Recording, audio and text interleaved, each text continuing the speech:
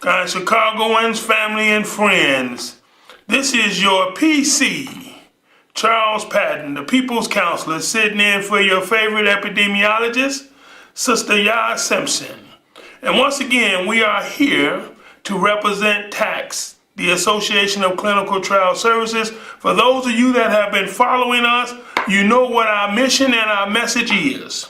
Our mission is to try to educate and inform and bring the science to the people. Our message has been talking about health equity. And if you haven't been listening to us over the last few months, health equity is something that is direly needed in our community.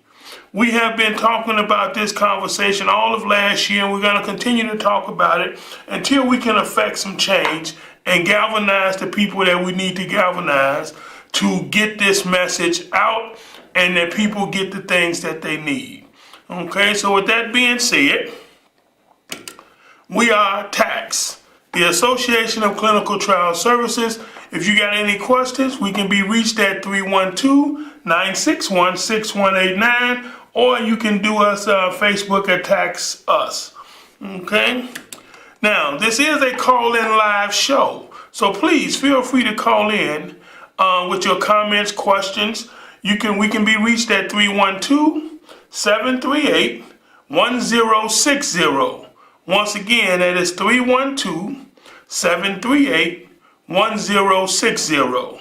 And as I stated, my name is Charles Patton, and it is a pleasure to talk to you today. We are going into some very historical times for those of us that's in the city of Chicago.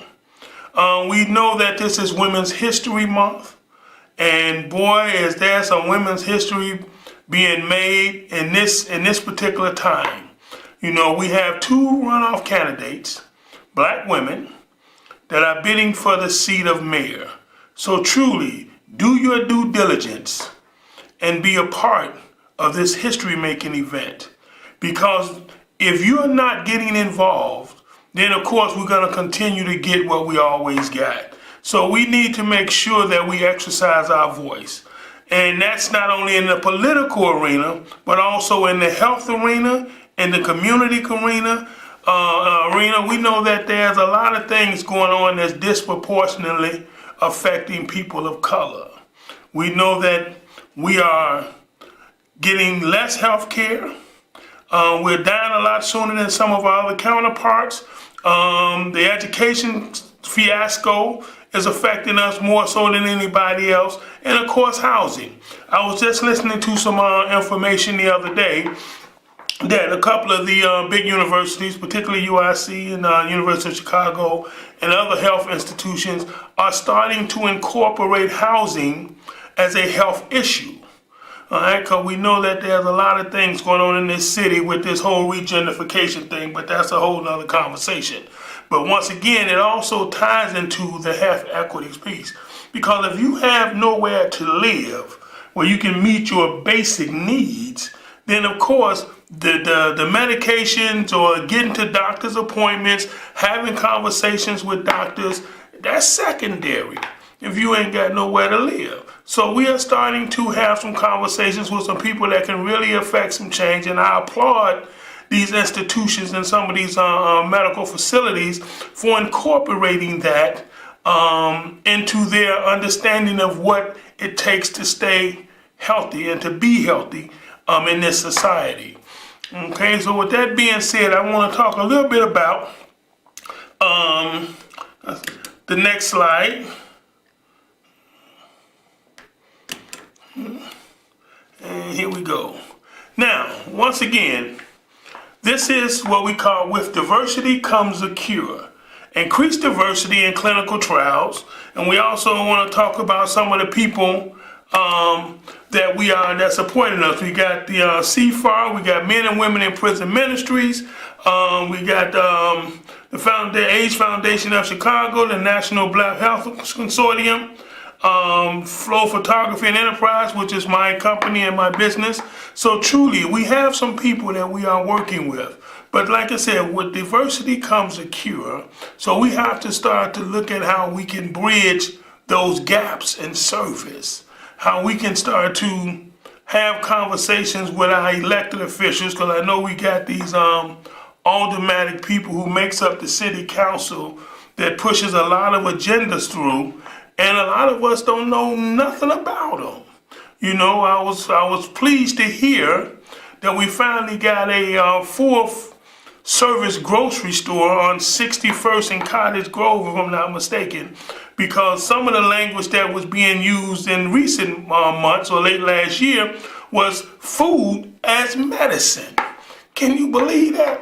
People are really starting to understand the necessity of getting quality food, not just having a corner store where they selling you any and everything, but a quality store where you can get some quality products that don't go bad, or at least not rotten, in 2 days. You know, so food as medicine is a big part of this health paradigm. And of course, like I say, getting what you need and not what they want to give you. So I applaud the people in that community for pushing, and all the person that represents that ward for pushing to get that there, because that brings in, like I say, an opportunity for some jobs and other developmental things. So truly, that is a big plus for us. So with that being said, now we want to look at what does it mean to have health equity, right? Now, if you notice the paradigm, we got equality on top and we got equity on the bottom. Equality means everybody get the same bike, right? Equity means people get what they need. So let's talk about this particular picture. If you're watching, please chime in, 312-738-1060. If you notice the paradigm or the particular depiction, we had a young lady in a wheelchair who couldn't use the bicycle, right? And this is what we call equality. So everybody got the same size bike. The big guy, it was too small for him. And the young lady, she had a decent ride. That fit her. And the smaller person, the bike was too big for them. So that's equality. That don't work for everybody. That's like saying I'm gonna go to my doctor and they're gonna give me the same pill they give everybody else, but my ailment may be a little different, or I may respond a little differently with that medication. I know some people are allergic to Tylenol. They can't take it, whereas Advil may work better. So truly getting what you need. So let's think about the paradigm of the equity piece. Now, in the equity piece, the young lady in the wheelchair, let me show that to you again. The young lady in the wheelchair, she got a bike designed to fit her condition, right? Then the taller gentleman got a bike that fitted his size, and the young lady, of course, was comfortable already, and then the smaller person got a bike to fit their size. That's health equity. And if you don't start letting people know what you need, then they're going to continue to give you what they want to give you. So we're going to have to definitely speak up with this and hold our elected officials accountable, because whether you know it or not, they're working on our behalf. You know, we are their employers. So let's be clear about that. We are the ones that they are working for. Now, granted that, you know, they go and they sit in the meetings, they make decisions. But if you don't tell them what you need in your community, then they're going to continue to make decisions that's going to benefit them and other powers that be. Okay, so with that being said, we know that I am a counselor by trade. And I cannot have a show and not talk about the scourge of substance abuse in our community. This has been going on as long as I've been living. I can say that. It then got a little worse over the last few years, primarily because of some of the malevolent behavior of some of these conglomerates, particularly some of these pharmaceutical companies that done, from my understanding, allowed for certain prescription meds to saturate certain communities and subsequently got people addicted to these opiate painkillers. And what has happened is that we're starting to see a shift in the population, or the segment of the population that's being infected or affected by this particular scourge. And I work for a company in the middle of Inglewood And we have been seeing a lot of cultural others coming into this program that's suffering from this addiction. So I'm not trying to split racial lines, but what I am saying is that we all need to be aware that we're going to have to start putting people before profits. Because if this continues, then we're going to see this particular epidemic continue to rise. And I've also heard on a couple of other news stations and did some research that there is going to, the death rate has increased and is continuing to increase among young opiate addicts, particularly of Caucasian descent. So we need to really address this problem. So once again, that gets back to our elected officials paying attention and getting involved. Because right now we are allowing people, or should I say companies, to put profits over people. And a lot of this has been done intentionally. Now, I remember I've done some research, and I know that in the early 1900s, we had an opiate epidemic, all right, based on my research. And subsequently, at that time, it was a lack of knowledge because they really didn't know some of the long-term effects. This time, it was greed. And until we can address those issues, we're going to have to continue to talk about how to reach our representatives. So I want to thank you for listening to this, and we're going to bring on your community epidemiologist, Miss Sister Ya Simpson. Okay, and we can continue our discussion around health equities and Black History, or Black Women's History Month. Well, okay, Mr. Charles Patton. Well, thank you for all your information and acknowledging women's, as we said, Women's History Month. It's sometimes Women's Month. But hi, I am Sister Ya, your community epidemiologist. We want to thank Mr. Charles Patton for bringing us up to date and where we should be. Of course, there's always a special time for this one when coming here at the time that I have to during rush hour. But nevertheless, we are here live on CAN TV. If you want to call in just to talk to us about any of the sciences, 312-738-1068. But more importantly, if you really want to deal with us, we're Tacts, the Association of Clinical Trial Services, and we bring science to the people. So you've been hearing a lot about health equity. You know that is what we do, and that's what we talk about.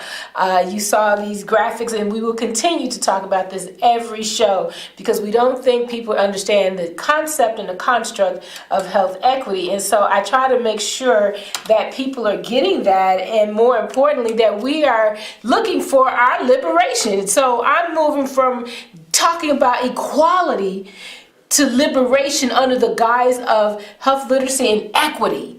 That's what we're going under. I mean, this whole concept is about we making sure that we are getting our liberation through our health. So one of the things that I love to bring up, we had the International Women's Day at the Puerto Rican Culture Center March 8th. It was a beautiful event. More than 50 people attended, and it was really so well felt, and it was a dynamic place to be at the time. I actually was their main speaker, but more importantly, I was one of their honorees, and I really appreciate being an African, being honored in the Puerto Rican Culture Center, because we do have a connection.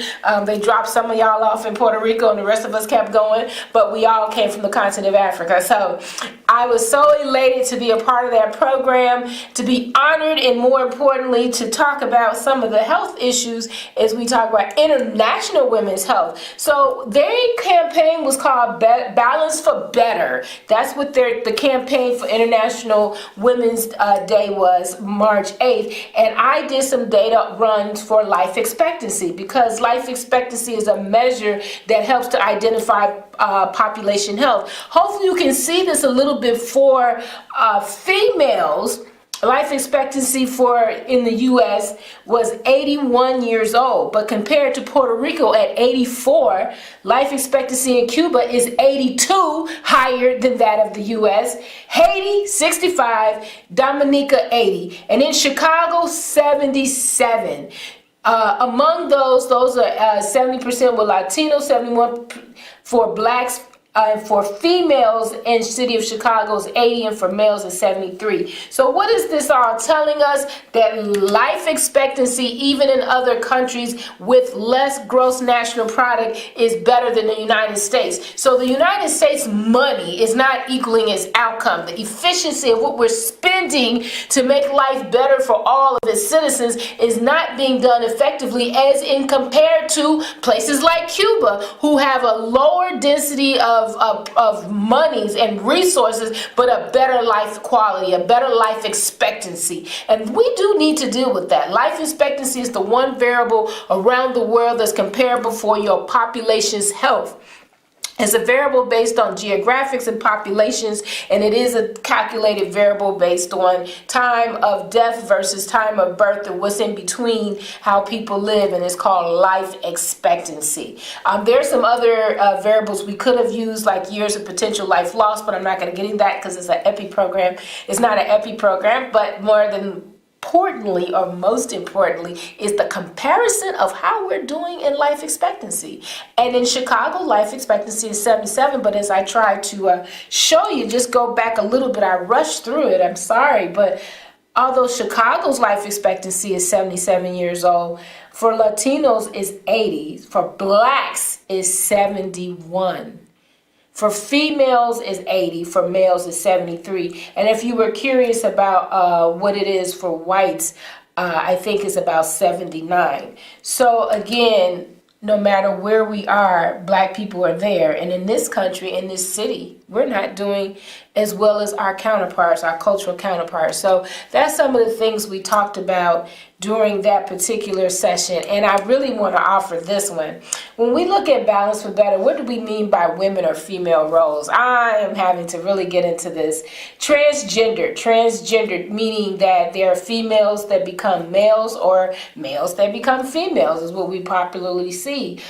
Same gender intercourse. So what is that construct like? Just because you're born with a certain genitalia doesn't mean that that is your, you go to the opposite genitalia, which you may encounter are people who have intercourse with a genitalia that's like theirs. And so we call that same gender intercourse. Body shaping is very important for women because, as you can see in my little Wonder Woman graphics, I love that graphics. We come in all shapes, sizes, and body types. But body types is very important because shaping in this country is always given that anorexic look as what's beautiful, and most of us are not that looking. We're more full-figured and we have more curves and shapes. DNA precision medicine, that's going to be a topic by itself that we're going to have to deal with, because irrespective of what you could say your self-determination, but your hormones and DNA have to be addressed through the concept of medicine. Then let's say you have, I don't know, pick cancer, you have to take a certain type of dosage. What they give to males versus females is different. So you still have to, if you had leukemia, you would definitely have to deal with what it is that your body mass is like, and not necessarily your gender that you want it to be. But what you're born as is based on weight, height, and bone density. Social determinants, the other things around women, you know, culture, food, lifestyles, the workforce, education, and of course, we're always talking about leadership. We don't have enough leadership in women, more importantly, black women, although we finna look like we gonna change that, honey. In the city of Chicago, for the first time ever, we have 2 black women who are running for mayor in the city of Chicago. It's never happened. It has never been part of our history. We're on the precipice of history making. Now, which one are we gonna get? That's up to you. I heard Mr. Patton talking about you need to talk to your elected officials. And one of your officials is going to be mayor. April 2nd, honey. Are you ready? We're not saying who you should vote for. We're definitely saying you should be involved, because all politics starts local, even if it goes national. We start local. So if you don't feel anything about 45 and what's happening nationally, please feel something about what's happening locally. Your taxes are on the line. Your road assistance is on the line. some of the amenities we get in the city of Chicago, such as you all like to go to the movies. I mean, different depending on what the mayor's budget is like, is whose prices go up. I am dealing with public health. Who is with me on that? The mayor has a right to change commissioners in the Department of Public Health. Will that happen? What direction are we taking? And how will we see further advancements in the goals of public health? I am one that says health equity ought to be at the top of the ship, not just a part of the ship. But that's just my personal saying. So those are some of the things that we're thinking about when we're saying leadership among women. In fact, I just want to show you the little picture and caption when we was at the International Women's Day, March 8th. The Puerto Rican Culture Center hosted this event. They are a community-based grassroots education, health, and cultural service organization. They were founded on the principles of what? Self-determination, self-actualization, self-sufficiency, and activist-oriented. As you can see, Stacey Epps is there on the right to left. Sister Ya, your community epidemiologist, one of the PCC directors, and Hilda Fonte. If you don't know about her, you need to Google her because she is definitely a Puerto Rican powerhouse, honey. She is over 75, well, she said she was 75 years old, and she has been fighting in the struggle of the liberation for the Puerto Rican people, and she has been handling it. In fact, I was told she has a building, I believe, or a center that is named after her in New York. So I was so proud to be in that picture. Well, let me show you that one more time. I'm in the picture with history, honey. I'm in the picture representing, and my girl, Stacey Epps, I want to give a shout out. Thank you so much, Stacey, for recognizing my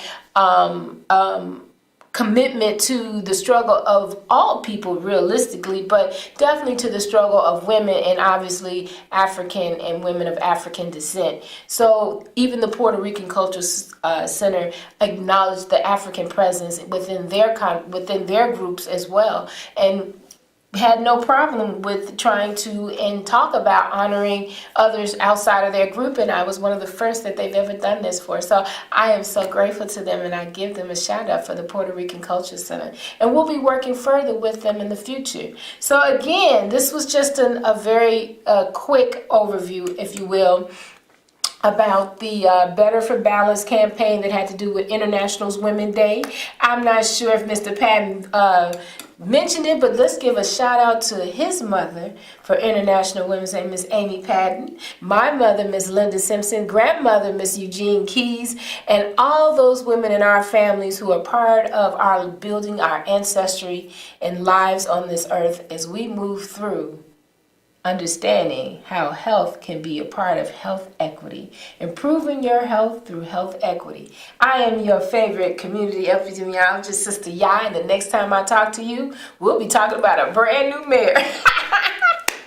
That's going to be so exciting, or hopefully, either way, it's going to be exciting. So I hope to hear from you. And again, if you have any questions, you can really, and you should contact me directly. Here's my information. I hope to hear from you soon.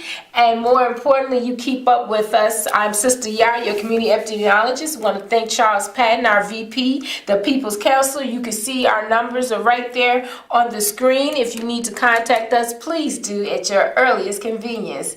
Again, thank you from Tacts, the Association of Clinical Trial Services, and I'll be seeing you next month.